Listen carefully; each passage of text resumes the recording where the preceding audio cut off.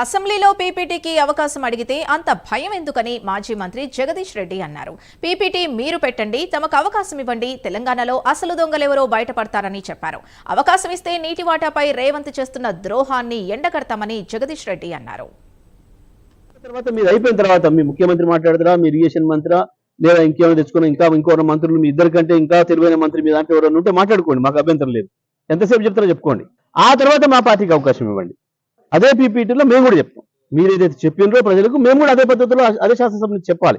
కాబట్టి మాకు కూడా అదే అవకాశం ఇవ్వండి అని చెప్పేసి మేము అడిగినాం. తప్పకుండా ఇస్తే వీళ్ళ బండారం బట్టబయలు చేస్తాం, బయట పెడతాం. ఇవ్వకపోతే ఇవ్వమంటే మా పద్ధతిలో మేము ఎట్లా చెప్పాలనో ప్రజలకి మాకు బాగా తెలుసు.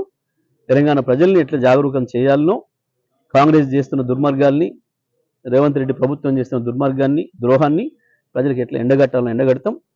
మేము అడుగుతున్నది ఒకటే, ఆ రోజు మీలాగా మేము తప్పించుకుపోవడం లేదు. మీరు పీపీటీ ఇవ్వద్దు అని చెప్పి మేము అభ్యంతరం చెప్పడం లేదు. ఇవ్వండి, మీరు మాకేం అభ్యంతరం లేదు.